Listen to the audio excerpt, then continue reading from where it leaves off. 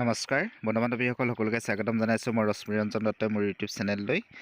বন্ধু বান্ধৱীসকল আজি এখন অতি গুৰুত্বপূৰ্ণ জাননী প্ৰকাশ পাইছে আপোনালোকৰ বাবে যিসকলে DEEৰ নিয়মীয়া শিক্ষক পদৰ LP আৰু UPৰ DEEৰ নিয়মীয়া শিক্ষক পদত আবেদন কৰিছিলে 2021 বৰ্ষৰ ছেপ্টেম্বৰ মাহত প্ৰকাশিত বিজ্ঞাপনৰ আধাৰত যিসকলে আবেদন কৰিছিলে তেওঁলোকৰ বাবে অতি এটা গুৰুত্বপূৰ্ণ ভাল খবৰ যে তেওঁলোকৰ যি মেধা তালিকা অস্থায়ী যি প্ৰথম অস্থায়ী মেধা তালিকা এই অস্থায়ী প্ৰথম মেধা তালিকাখন প্ৰকাশ পাব আজি ৰাতি 12 বজাৰ পাছত গতিকে বন্ধু বান্ধৱীসকল এইটো আপোনালোকৰ বাবে অতি গুৰুত্বপূৰ্ণ ভাল খবৰ যে বহু প্ৰতীক্ষাৰ অন্তত আপোনালোকৰ যি DEEৰ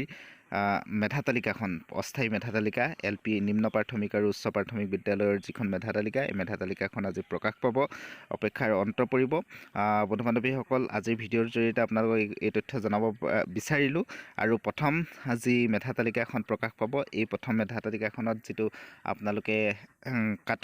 কাট অফ যথেষ্ট দেখিবলৈ পাব কিন্তু পৰৱৰ্তী যি মেধা তালিকা প্ৰকাশ পাব পৰৱৰ্তী সময়ত এই পৰৱৰ্তী সময়ৰ যি মেধা তালিকা প্ৰকাশ পাব এই মেধা তালিকাত যথেষ্টখিনি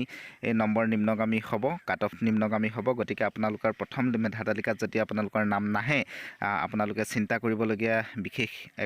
একো নাই বিশেষ চিন্তা নকৰিব যদি বহুত ডিফাৰেঞ্চত আপোনাৰ নম্বৰ নাথাকে তেতিয়া আপুনি বিশেষ চিন্তা কৰিবলগীয়া কথা নাই কাৰণ যিহেতু এজন প্ৰাৰ্থীক DEEৰ নিয়মীয়া শিক্ষক পদত আবেদন কৰা এজন প্ৰাৰ্থীক 3খনকৈ জিলা নিৰ্বাচন কৰিবৰ কাৰণে সুযোগ প্ৰদান কৰা হৈছিল গতিকে যিহেতু এজন প্ৰাৰ্থীয়ে বেছি নম্বৰ থকা এজন প্ৰাৰ্থীয়ে 3খন জিলাত নাম আহিব পৰৱৰ্তী সময়ত তেখেতৰ 2খন জিলাৰ পৰা নাম উইথড্ৰ হ'ব গতিকে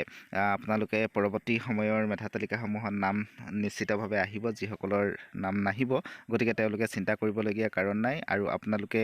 অপেক্ষা কৰিব লাগিব যে আজিৰ যি মেধা তালিকা প্ৰকাশ পাব এই মেধা তালিকাত যিটো কাট অফ কিমানলৈকে যায় সবিশেষ আপোনালোকক প্ৰতিটো খবৰ যিহেতু আজি প্ৰথম মেধা তালিকা প্ৰকাশ পালে ইয়াৰ পিছৰ পৰা আপোনালোকৰ প্ৰতিটো খবৰ মোৰ চেনেলৰ জৰিয়তে দি থাকিবলৈ চেষ্টা কৰিম গতিকে বন্ধু বান্ধৱীসকল আপোনালোকে যিসকলে চেনেলটো ছাবস্ক্ৰাইব কৰা নাই ছাবস্ক্ৰাইব কৰি ৰাখিব বুলি অনুৰোধ জনালোঁ এইখন যিখন আজি প্ৰকাশ পাইছে এলিমেণ্টাৰী এডুকেশ্যন আছামৰ ফালৰ পৰা যিখন প্ৰকাশ পাইছে এখন নটিছখন এইখন আপোনালোকে এবাৰ চাই লওক